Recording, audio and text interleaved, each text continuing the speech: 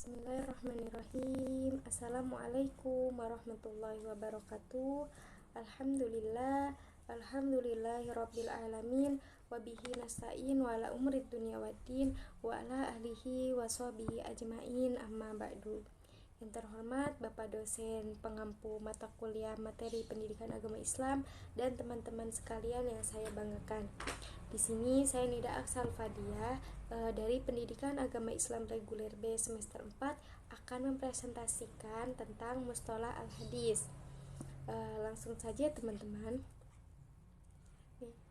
Di sini ada beberapa kerangka Mustalah Al-Hadis yang saya kemukakan. Yang pertama ada pengertian ilmu hadis, yang kedua ada perkembangan ilmu hadis, bentuk-bentuk hadis serta unsur-unsurnya. Sebelum masuk pada kerangka berikutnya, kita mengetahui pendahuluan terlebih dahulu. Di sini hadis dalam arti sebenarnya mengandung pengertian wacana atau diskusi. Istilah hadis ini menyiratkan pengungkapan, perakaman, pernyataan, yaitu baik berupa perkataan, tindakan, takrir Nabi Muhammad SAW berdasarkan kualitas fisik maupun moralnya. Nah, sejalan dengan itu, pentingnya hadis ini memiliki arti penting dengan kaitannya dengan sunnah. Maka saat ini berarti segala sesuatu perkataan sabda, perbuatan ketetapan syahadat Nabi Muhammad, yaitu yang kita akan contohkan dalam kehidupan kita sehari-hari.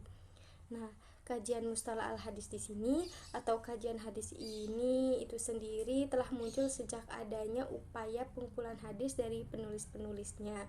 Telah melalui beberapa periode hingga saat ini ada kekuatan pendorong yang tegas oleh Allah untuk melakukan. Maka dari itu kita sebagai umat Islam wajib atau harus mengetahui hadis-hadis Nabi, ya karena itu merupakan perkataan Nabi, tindakan Nabi, di mana Nabi adalah panutan dalam hidup kita ya, dan bersandarkan kepada Al-Quran dan Sunnah. Selanjutnya pada slide selanjutnya yaitu ada pengertian ilmu hadis. Nah, dari etimologi ini berasal dari kata isim, yaitu kata tahdid yang berarti pembicaraan. Namun dari terminologinya, hadis ini berarti melaporkan, mencatat sebuah pernyataan atau tingkah laku Nabi Muhammad, sesuatu yang disandarkan kepada Nabi, baik berupa perkataan, perbuatan, persetujuan, ataupun takrir, atau segala perbuatan, segala perkataan yang bersangkut paut dengan hukum yang ditegaskan oleh Nabi. Selanjutnya yaitu kata hadis ini mempunyai beberapa arti, yaitu jadid, baru, lawan kata dari kodim, yaitu terdahulu. Yang kedua ada qorib, yang berarti dekat atau belum atau lama. Yang ketiga ada khobar, yang berarti warta atau berita. Selanjutnya ada perkembangan ilmu hadis. Nah, studi hadis ini umumnya berjalan sejak zaman dahulu, sejak Rasulullah. Meskipun belum dinyatakan secara tegas sebagai suatu ilmu hadis ini muncul secara bersamaan dari awal dari transmisi hadis.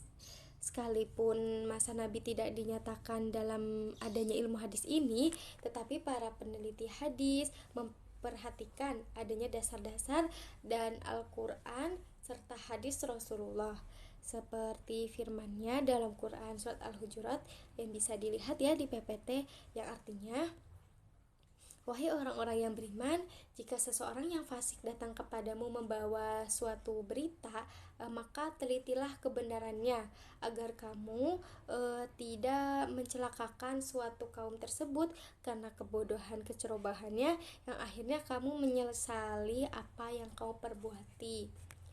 Selanjutnya, abad kedua Hijriah itu hingga abad ketiga Hijriah, kajian hadis ini mulai tersusun dan diklarifikasi bahwa struktur ini itu lugas, belum ada dan ilmu yang berbeda, belum otonom juga dan masih menyatu dengan ilmu yang berbeda. Nah, penyusun hadis di sini baru memulai pada abad kedua Hijriah. Imam Syafi'i pun adalah peneliti ulama yang mewariskan spekulasi ilmu hadis yang terekam dalam bentuk hard copy sebagaimana termuat dalam karyanya. Misalnya kajian hadis usul fiqh seperti kitab Ar-Risalah karangan Imam Syafi'i. Selanjutnya ada bentuk-bentuk hadis, bisa dilihat di dalam PPT ya. Di sini ada hadis qauli, di mana hadis qauli ini adalah segala sesuatu yang disandarkan kepada Nabi, baik berupa perkataan, wacana maupun yang mengandung kesempatan dan kondisi syara yang berbeda terkait dengan akidah, syariah, dan etikanya. Yang kedua ada hadis fi'li, yaitu hadis yang menjelaskan tentang aktivitas Nabi Shallallahu Alaihi Wasallam yang melihat siapa yang datang kepada kami. Yang ketiga itu ada hadis takriri. Arti penting hadis takriri di sini yaitu kepastian itu ada takririyah, di mana khususnya kata-kata atau perbuatan tertentu yang dilakukan oleh para sahabat dalam pandangan Nabi Muhammad SAW. Yang selanjutnya ada hadis hammi.